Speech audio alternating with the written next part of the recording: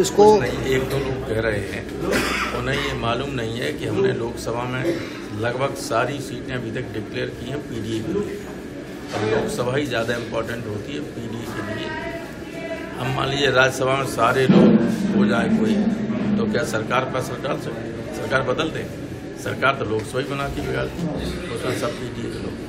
Sir, Salim sherwani जी ने अभी इस्तीफा दे दिया है, उनके इस्तीफा को कैसे देखते हैं? हर आदमी को हम राज्यसभा में नहीं भेज सकते, ये उनको समझ लेना चाहिए था।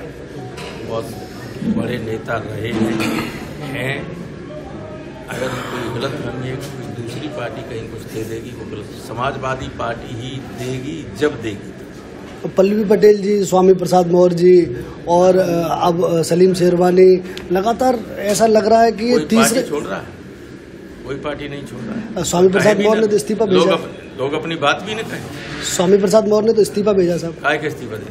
पार्टी से इस्तीफा भेजा। पार्टी से कौन सा इस्तीफा दे? कोई इस्तीफा नहीं पार्टी से। लगातार ये चल रहा है कि तीसरे कैंडिडेट, जो राज्यसभा का तीसरा कैंडिडेट, क्या रणनीति आपकी जताने? सुनिए, हमारा ही जीतेगा। हमारे थे 3 कम, उनके हैं 8 कम, तो हम जीतेंगे या वो जीतेंगे? वो तो कह रहे लगातार कि हम अंदर खाने बना चुके सब प्लान। ऐसा है वे भूल हैं जो कहते हैं, जो ये कहते हैं अंदर खाने, इसमें कुछ नहीं होता। राज्यसभा में कानूनन मैंडेटरी है कि आदमी को वोट दिखा के देना ही होगा, तो उसमें अंदर खाने क्या होता है?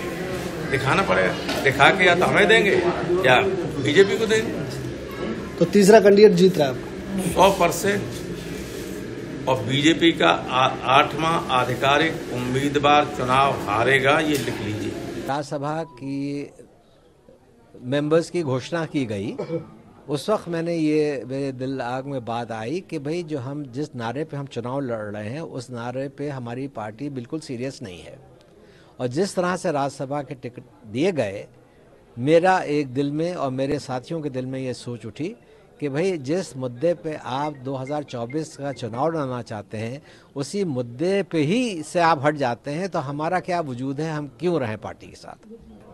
आपकी जो सोच है अगर वो बदल जाती है, आप कह कुछ रहे हैं, आपके एक्शंस कुछ और दिखा रहे हैं, तो फिर हमें भी फैसला करना पड़ेगा कि भाई हम क्या करें। क्या आपका अपमान हो रहा है?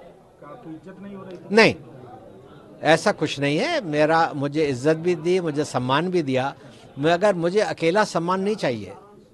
मैं अकेला चुनाव में नहीं उतर सकता।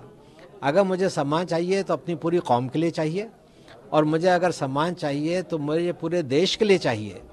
आज हम बात कर रहे हैं इंडिया गठबंधन की, और वो बिल्कुल गठबंधन ख़त्म सा होता चला जा रहा है। कोई आपस में सीरियस है ही नहीं उस गठबंधन को चलाने के लिए।